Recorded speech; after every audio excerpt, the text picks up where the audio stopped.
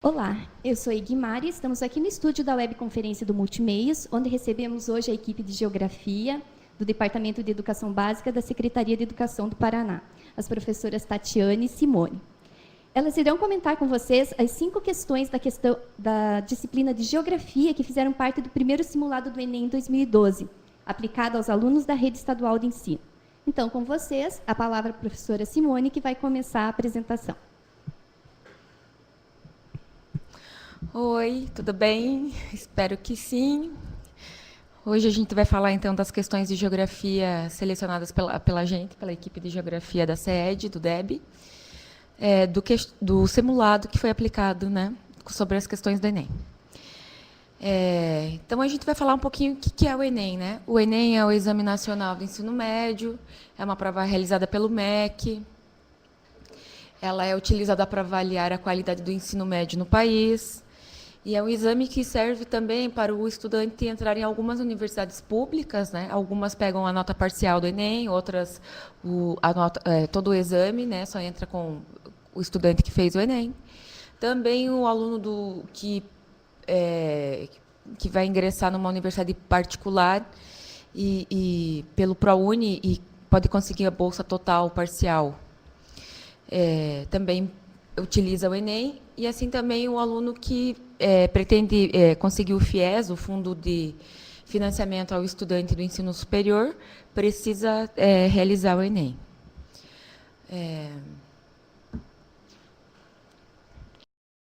O Enem também ele funciona hoje como certificação de conclusão do ensino médio. Então, alunos que cursam a EJA, Educação de Jovens e Adultos, não precisam mais fazer o exame, o ENSEJA, o Exame Nacional, para certificar o ensino médio, pode fazer o Enem, o Enem certifica, então, o ensino médio. Então, vamos lá para a prova de Geografia. Nós selecionamos 5 questões. Essa primeira questão de Geografia trata especificamente desses conteúdos estruturantes, essas dimensões do conhecimento. A dimensão econômica do espaço geográfico e a dimensão socioambiental do espaço geográfico. Os conceitos chaves, ou os conceitos básicos para a gente pensar sobre essa primeira questão são natureza, sociedade, paisagem e região. Então, é a partir desses conceitos que a gente pensa para responder essa questão, essa primeira questão. Então, a primeira questão que a gente selecionou é uma pergunta do Enem de 2009, e é a seguinte: as áreas do Planalto do Cerrado, como a Chapada dos Guimarães, a Serra de Tapirapuã, a Serra dos Parecis, no Mato Grosso, com altitudes que variam de 400 metros a 800, são importantes para a planície pantaneira mato-grossense. E a planície pantaneira tem 200 metros de altitude. No que se refere à manutenção do nível de água, sobretudo durante a estiagem. Nas cheias, a inundação ocorre em função da alta pluviosidade nas cabeceiras dos rios, do afloramento dos lençóis freáticos e da baixa declividade do relevo, entre outros fatores.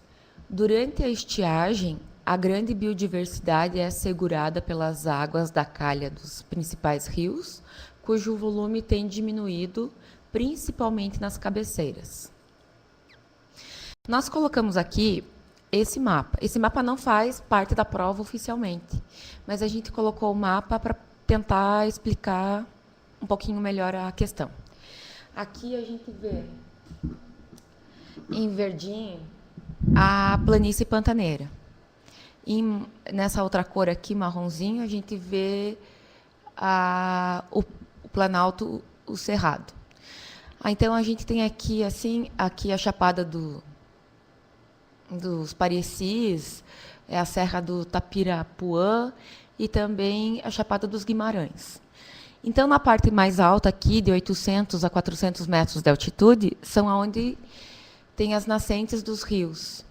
E na parte mais baixa, que é a planície pantaneira, que são 200 metros de altitude, a gente tem a planície pantaneira. Então, na época das chuvas, por ser mais baixo, a água acumula aqui. Nas estiagens, essa água é mantida pela calha dos rios que nascem aqui no Planalto.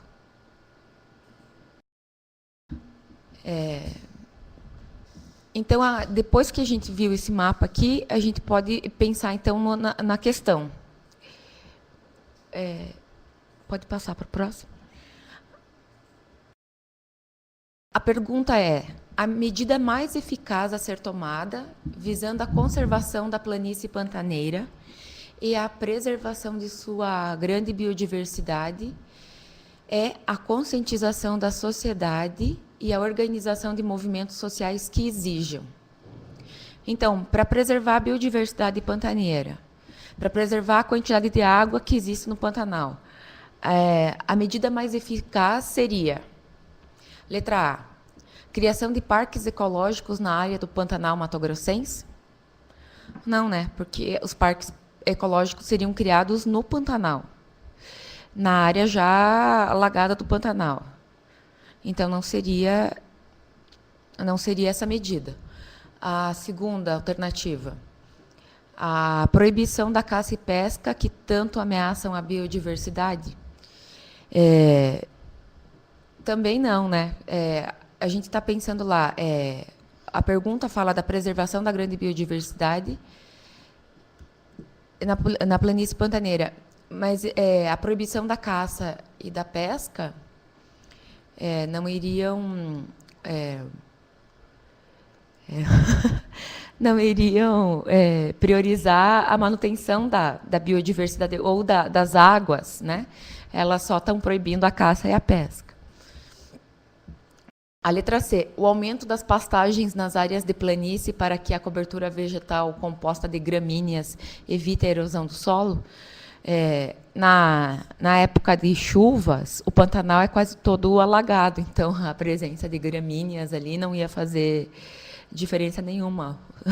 Outra que seria difícil, a adaptação desse tipo de espécie vegetal nessa área.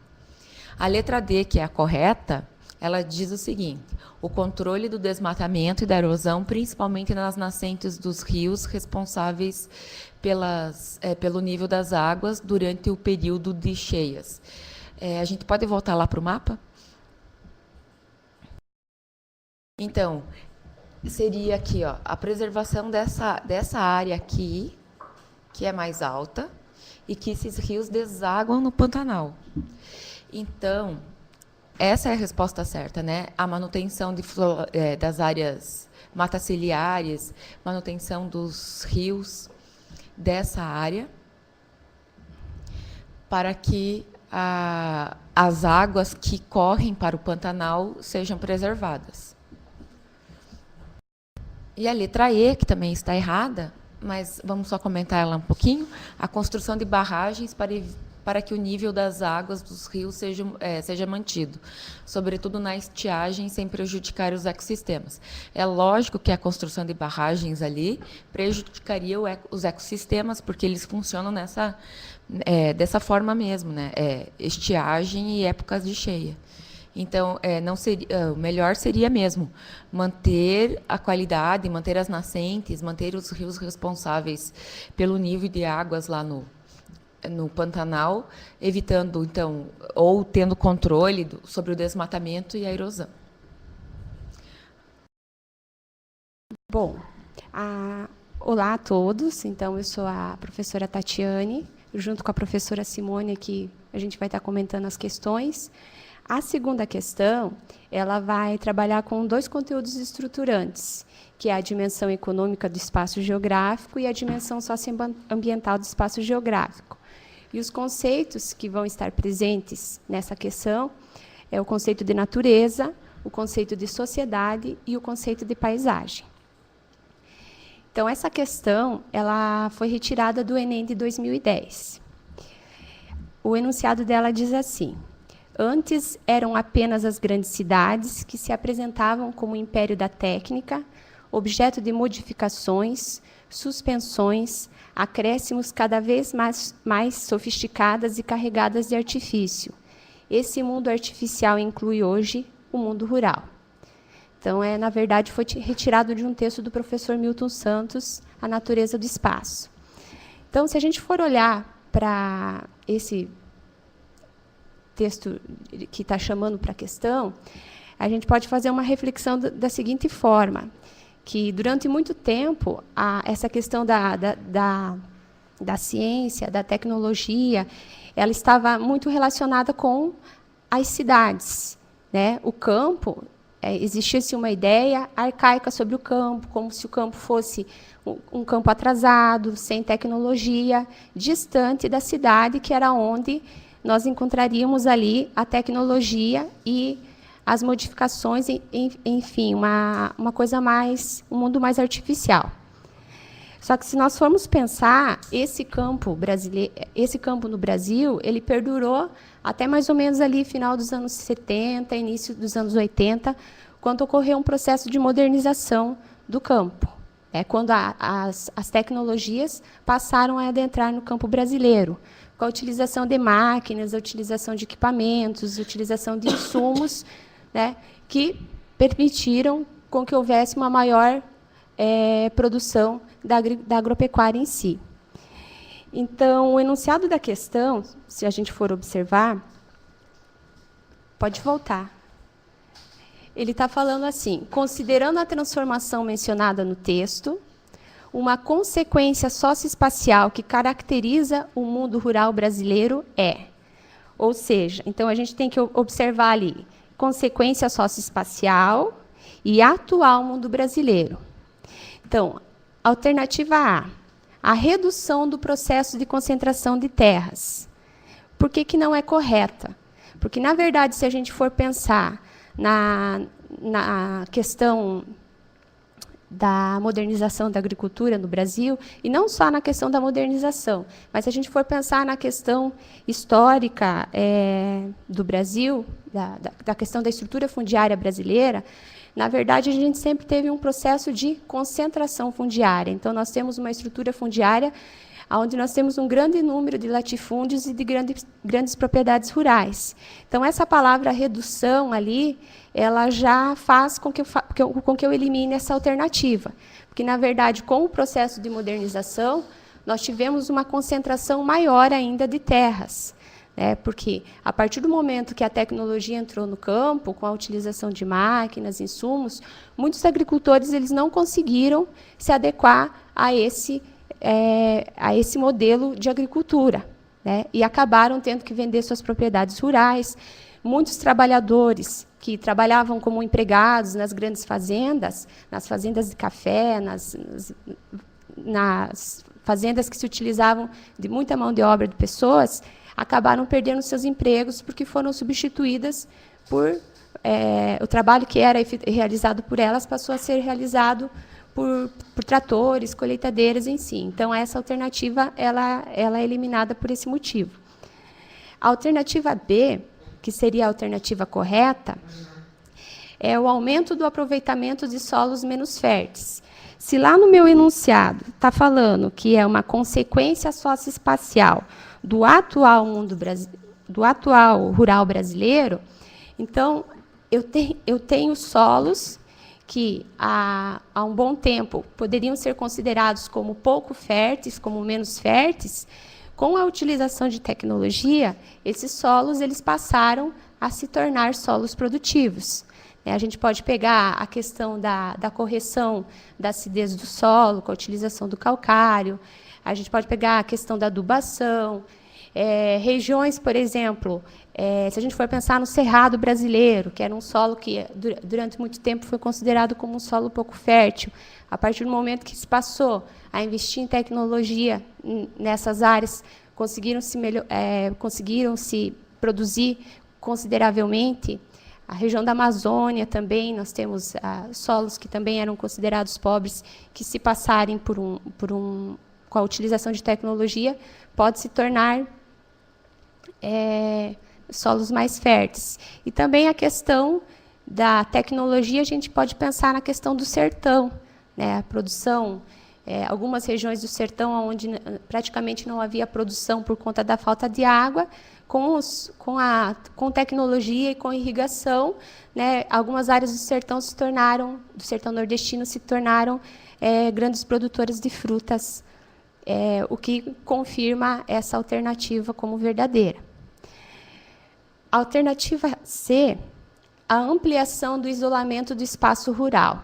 Então, essa palavra ampliação, ela também faz com que essa alternativa se torne errada, porque, na verdade, o avanço da tecnologia ele permitiu também com que os meios de transporte, houvesse uma evolução nos meios de transportes, uma evolução também na comunicação. Então, o espaço rural ele está cada vez mais articulado com o espaço urbano. Então, ele não é um espaço isolado. Então, as relações entre o campo e a cidade, a partir do momento que você teve a ampliação da tecnologia, houve uma ampliação dessas relações também, que se tornaram mais próximas. E a letra D, ela é considerada errada, a estagnação da fronteira agrícola do país. A gente sabe que o nosso país ele tem uma grande extensão territorial, nós temos muitas áreas ainda que não foram exploradas para atividades agrícolas. Então, essa palavra estagnação ali, ela, na verdade, faz com que essa alternativa esteja errada, porque, na verdade, ainda está acontecendo a ampliação da fronteira agrícola do país. E a letra E é a diminuição do nível de emprego formal. Na verdade, com a tecnologia no campo, a mão de obra que passou a ser utilizada no campo passou a ser uma mão de obra mais qualificada. Então, abriram-se novas possibilidades de emprego, mas um emprego que exige um profissional que esteja preparado para isso. Então, a gente vai ter a questão de necessidade de mão de obra de mais engenheiros agrônomos, de motoristas de colheitadeira, que trabalhem com equipamentos mais sofisticados, pilotos de avião, enfim, uma série. Então, na verdade, com essa entrada de tecnologia maior no campo, o emprego formal ele se qualificou.